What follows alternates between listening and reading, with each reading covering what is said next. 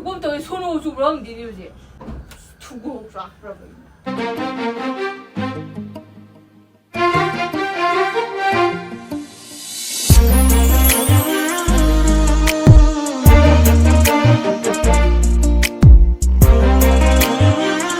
Hello guys, welcome back to my channel. Ma'am, ngasi video sini ma'am prank tau doi ne bako. Ma'am ni nau pita prank taro da prank tau doi ne bako ma'am. Ado makon jam kan nangang bayar bako nau pido kena da toilet changi bane bako ma do. Ado na intro sa na mau ni ba. Ai nong ni gak to ni no le ko. Kan tau ne ba. Ma khoi nau pi je handak se August ki 15 dra magi kanogi lai bane curving q interview lai bane ba dona moi gi BMI do du suda ya de hota ya de han hai bane ba ada ma je masai kano de ki nungchin la nungchin de sai yu dai de gi ngon da hang ne ba je BMI do ying view yu mi go da hai bane ba ai no hore ne gi da hai ga to tham bane ba ko ai video nam ge na i do ai ayuk ta di ai khoi si sound ji am hau we ba yuk to video nam se adu ai no hore dang to se ji thap ji le to san bane ba ai nau pi do da 맞아, 저희는 항락가니 보고 가래가 맞아 신통이 보내봐 항락가니 보고 아자 간떡셔봐 아니 아이 좀 공부해 보고 아주 많이 저거 좀 떠올리게 봐 손으로 사한지 보고 아주 아이머리나 라마로이시 카메라지 맞아 감사하다 또 합지 강드리네 봐 누가 카메라지 우리 로팜 라이라 진짜 라이요 로팜기디 아주 아이머리나 말가 감사가 가도이노 하버지 저나 이나 빨리 다 입고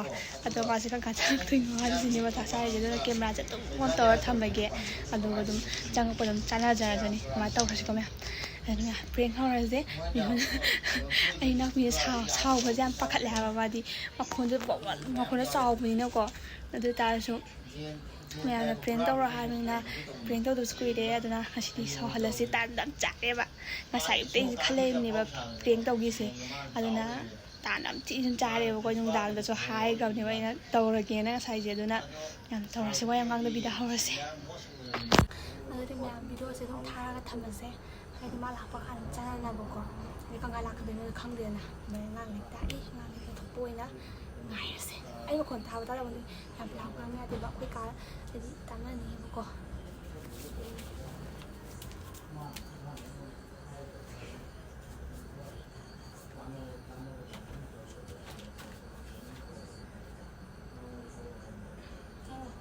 What do every mother want?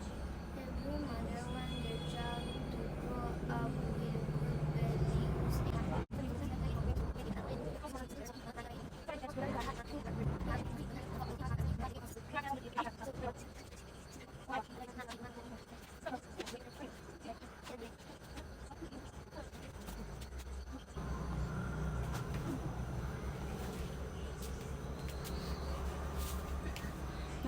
Aku yang video jangan try bako mada, ado yang asih, ado ina bawa boleh tak boleh do jangan try hasil po, ado kamera tu thama gaya, battery pun dikaca, battery memori dikaca ni editing tu boleh terlalu garan ni. Itu memang yang asih, aina kau beri arah bako aina ini tu beri na, dan sana lak pengai asih,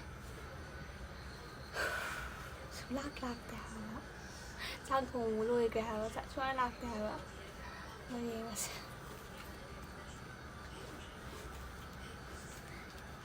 Pohon macam lagi.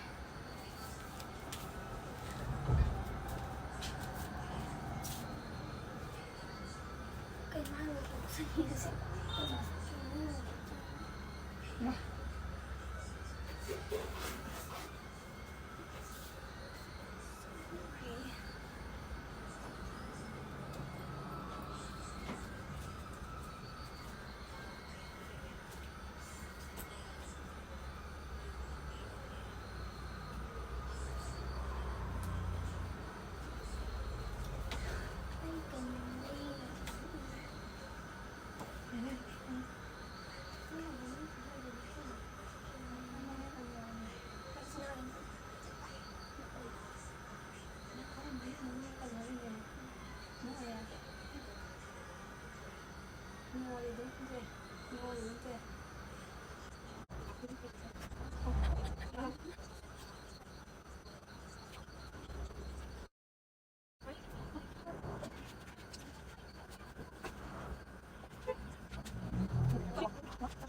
가자고 신청 해봐.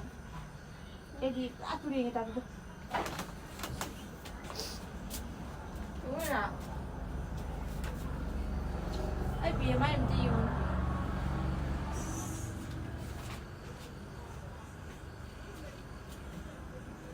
ra bro ai bìa mai làm gì mà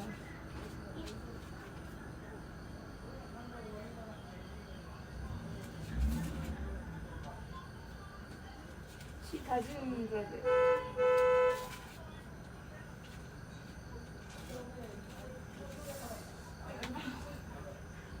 chị mới nè ai bìa mai làm gì mà nè dạ bìa mai làm gì mà ba 원래는 더 봐도 이게 왜 되나? đi mà ai bìa mai cái nổ hay mà bìa mai làm gì mà hay ba 두고 쫙 그러고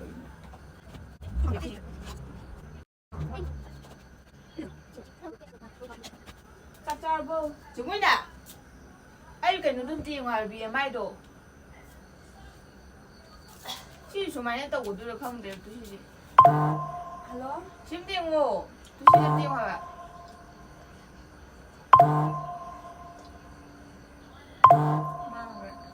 짭짤보.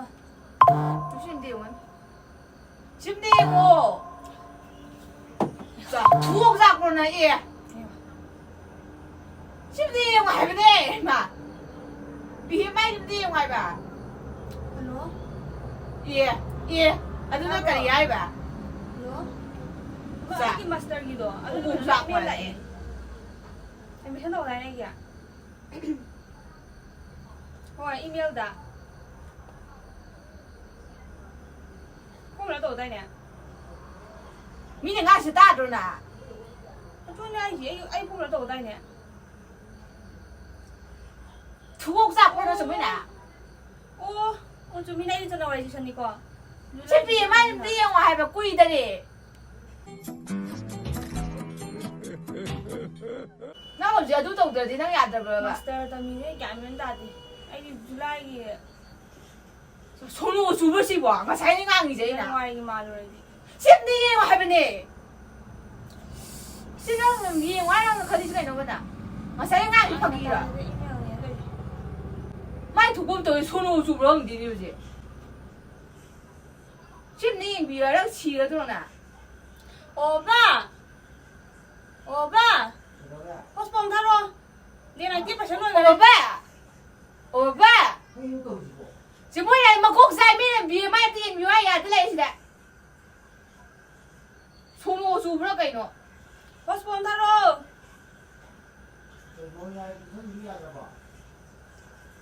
꼭사 클레이 봐. thiên hai bên này bung ai ô lên chứ không có máy tàu tôi sẽ quỳ tới干gì à anh thấy là sai gì mà nè xe gì không xe xe Còn những cái chi em Dạ. sao rồi? thu sao vậy nó cây cái sao chết luôn cái nào 너무 저거니까 이거 원래는 시기 그냥 거 설마 이제 콩데 막 꼭삭인데 애는 너무 가이 그러게 하자면은 하이면 좀 서울랑 안 주고 좀 떠오거니 이거 뭐하고 그럴 거 이게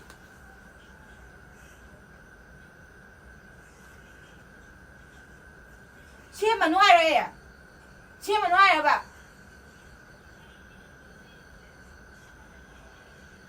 미는 안 굶진다 락시드 된다는 막 속쓰고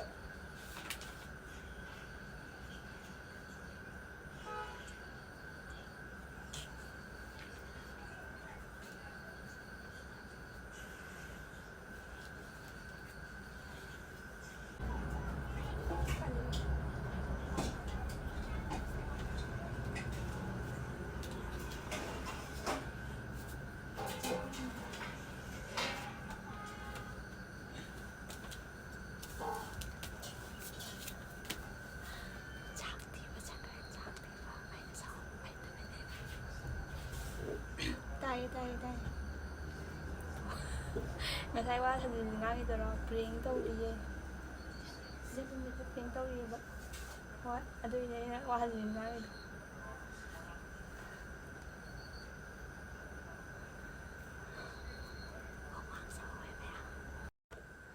cái. Nhà mà ra thì có chắc khai vào quả. Ở đây nghe mà xe đó lạc thóc tim han rồi ba, lạc thóc mát rồi ba. Hay đi. Ngadi ne mi ne usitaba yadam ne mi ne lakja ba ko usitaba ko yadam ne mara ni an thina mu henjan bane ba de ma sai gi ma yada bane ko duna ai nu usitaba thu eba ma thu khre ba ai ma ko nga khum da do sao sao ba da aduna ye nga se lak ba lak ta ba do thang si di chak thi di camera ka ta off to ki chak thi ba kan on to ki na chak thi ba do ka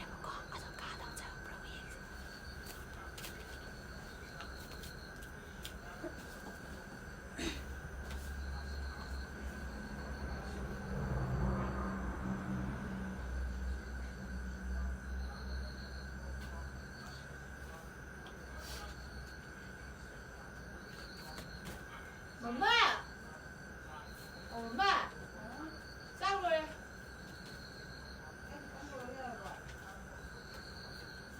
Baba cái gì vậy? Đuổi sao đâu? Buồn đi đâu? Hả? Sao sao đâu? Chị em giúp cô đâu? Chắc là ôi.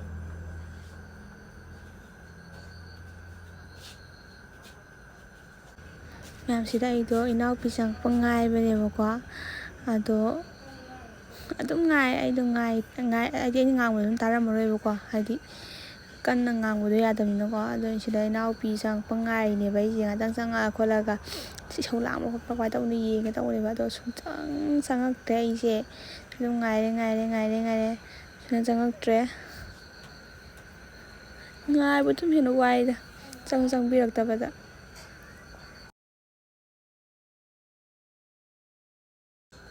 Sao sao đâu? Sao đâu? Vì mai chú xem rồi rồi à để mà nè. Anh bông sao được thùng với đấy. Sao đâu mình sao thì thi đấy. Với em thùng đấy cũng thấy là cái rồi. 손 오주 그럼 짜루.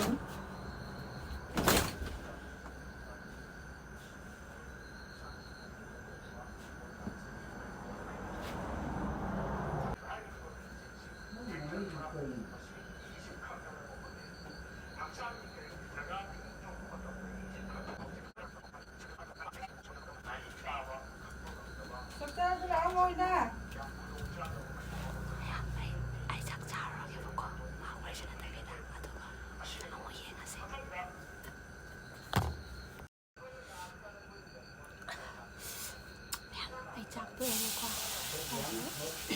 짜하오리더네. 아도 제 마지막 한번 좀 담아게. 장학다디 오늘 장학다디 남매 장학다가 돼 하이도 오고 너 장학은 잘해줘. 너 장학다가 해도 어디 장학다한테 뭐 나땅 또 비세와. 이해하세요?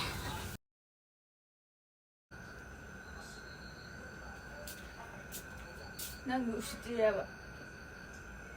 Masayden doi yang masayden doi bang ngai khazana hai le ta di doi no cha ka ma tham cha dan kham mangan nan ngai nang su matam la ki nang jo video nang mo ta hai camera su pai pai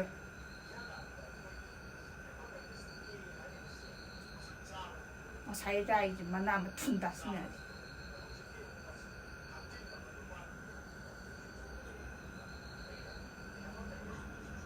aruba thabak natraba aruba thabak we ben traba aina haji masai de khaja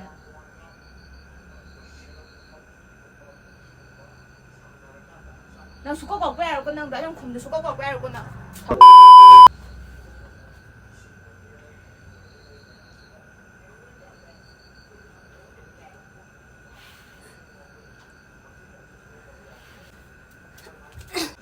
masai đấy tao buồn không được mấy cái này hả tao thích cái đây nào ạ समझ रहे हो ना तो ꯌꯥꯗꯕꯅꯤꯅ ꯅꯪꯁꯨ ꯅꯨꯡꯉꯥꯏꯅꯤ ꯅꯪꯁꯨ ꯃꯇꯝ ꯂꯥꯛꯈꯤꯅꯤ ꯅꯪꯁꯨ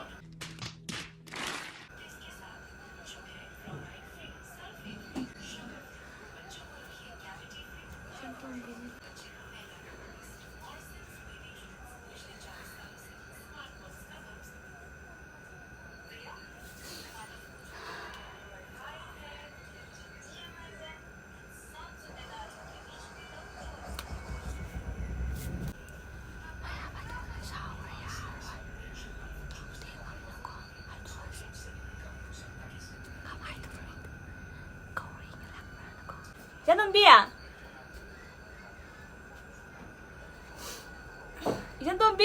까이나 나 세면서 나오! 지금 뭐라 세면서 얘!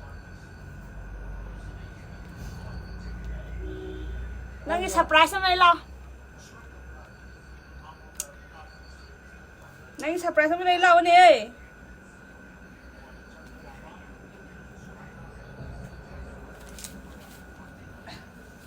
미는 거 쌀퍼서는 하야지 야 공부 안 보자 Nanti surprise sama lo.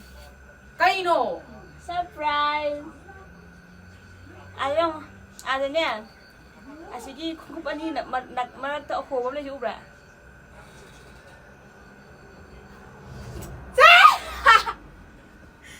나 삭두가 넌 살면서 싸다고 저보고 떠오란 미는 거야 미는 쌀 누우면 또 진짜 너 비행 거야 가기 뭐等你的不的 Bây giờ nó biển đâu rồi cái nữa. 아, 또 어때? 얘 또 오셔야 돼. 미가 쌀 구독자 BMI 좀 야들 왜 구독자 하는 거 보니? BMI đấy thì nhiều bay bro. 예. 누가 내 오늘 거 삶이 누가 저 있나 보니? Hơi đâu đây. 이거 수많은 나 쌀이 더 의미하는 편 누워지 돼. 나 누가 엄싸 내는 더 토라고 했어. 미워. 나 잘 성랑도 합들어야지. Ê, biển ngay xí nó hát từ cái nó. 루이래. 내가 싶이 같은 레이서 잡아보나. Đi ra biển đâu rồi. Nông su đi na. Video nào mới ra đấy. Anh là nghe xí nó vào biển đâu rồi. 내가 살 정감 내가 때 거의 미 BMI 미 비워 살 때지 뭐. Nó quay thằng này ép mà đi cái tao. 야, 램도 시험 뭐 서서 비디오 도 알고. 무슨 데도 Hai đôi mình chẳng cái nó. Hai đôi mình chẳng cái nó kìa ai coi nó. 비디오는 Đang video nó đang kìa. 나 비디오도 남는 줄 알아니. 시험을 알아. 아이가 잘못 잘 사이네. Ano na ma'am, video sa Messenger ge. Prank sẽ success chứ ơi, ado. Không được đâu. Ma'am prank tao bukan lu react kamai tao tu no abdo. Ayo. 나 시 비디오에 봤나 시험 보고 사이 전화. Video bây giờ đang đi trong làm cái gì hấp đâm nè. 야, 로 해봐. 나는 나 들어. 나 서울 나 들어. Sau bữa nay prank hay sau bữa nay nè. Anh sau bữa nay prank nè. Anh sau bữa đang sau bữa nay prank nè. 야, 하면